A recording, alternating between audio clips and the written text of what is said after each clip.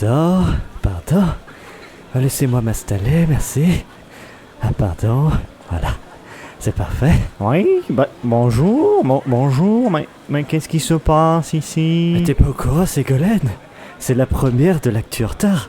Tout le monde attend avec impatience. Ah oui, tout à fait, mon cher Nicolas. Le suspense est à son paroxysme, comme l'entrée du Usain Bolt pour 100 mètres aux Jeux Olympiques.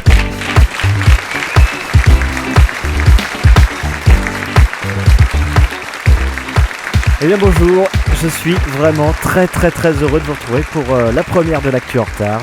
Pour commencer cette émission, je ne pouvais vraiment pas rêver mieux, recevoir notre invité d'honneur, Monsieur Nelson Montfort. C'est trop d'honneur. Bonsoir mon cher Yves. C'est vraiment avec un très grand plaisir de vous retrouver dans votre première émission. Ah, le bonheur est partagé, mon cher Nelson.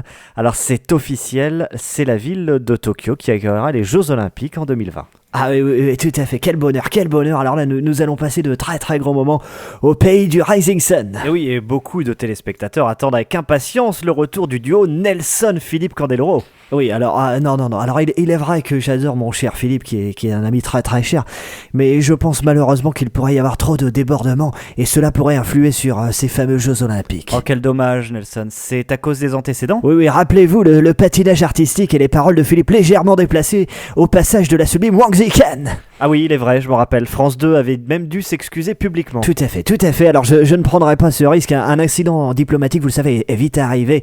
Le peuple japonais pourra nous en vouloir et déclencher un Fukushima volontaire. Ah ouais, c'est qui cette Fukushima là, Nelson? C'est qui? Non, rien à voir, mon cher Philippe. On parle juste d'accident nucléaire entre nous. Ah, ça tombe bien parce que j'adore les bombes atomiques, Nelson. Ah, s'il vous plaît. Calmez-vous, mon cher Philippe. Nous sommes en direct et je ne voudrais pas avoir un premier débordement de votre part. Oui, Nelson, bon, de toute façon, vous êtes déjà très fort pour faire une bourde au micro par vous-même, donc on vous fait confiance sur ce coup-là. Ah oui, vous avez raison, vous faites très certainement référence à Camille Lacour. I hope from all my heart que son mariage n'a pas été trop perturbé par ma légère bourde en direct. Oui, on l'espère aussi.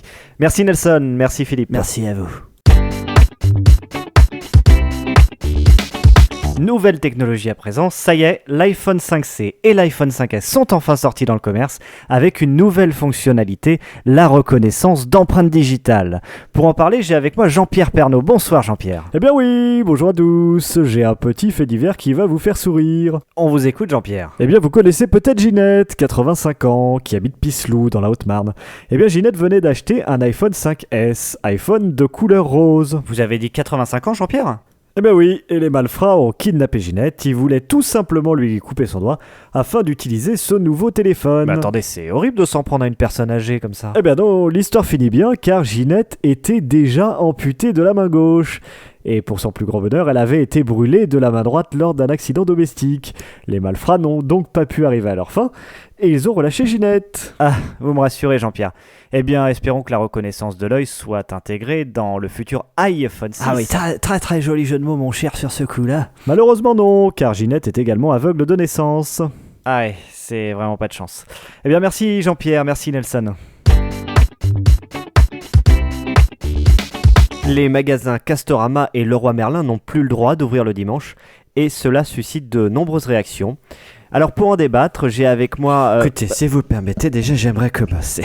Oui, allez-y monsieur Sarkozy. J'ai pas passé 5 ans de ma vie à prôner le travailler plus pour gagner plus, pour que d'un seul coup on vienne fermer tous les magasins le dimanche et que ça empêche les gens de travailler correctement. Je ne suis pas d'accord avec l'intervention de monsieur Sarkozy. Non, oui, Madame je ne suis Royal. pas d'accord. Si moi j'avais été élue présidente, la France se porterait beaucoup mieux aujourd'hui. Travailleurs, travailleuses, Oui, Madame rebellez-vous, ne vous laissez plus avoir par cette société C'est quand même capitaliste. extraordinaire, ça fait 20 ans qu'Arlette nous répète la même chose. Laissez-moi terminer, monsieur Non, Sarkozy. mais, écoutez-moi, c'est moi le président. Ouais, enfin la France est au plus bas, monsieur Hollande. Mais c'est moi qui aurais dû être élu présidente de la République. Non, là, Madame Royal, vous dites n'importe quoi. Messieurs, dames, eh bien je crois que nous n'arriverons malheureusement pas à construire un vrai débat ce soir. Et l'émission touche déjà à sa fin. Mais la bonne nouvelle, c'est que l'actu en retard revient très vite pour un nouveau numéro. Je vous dis à très bientôt et un grand merci à tous mes invités. Ah bah là, je suis pas d'accord, on a même pas le temps de s'exprimer dans cette émission.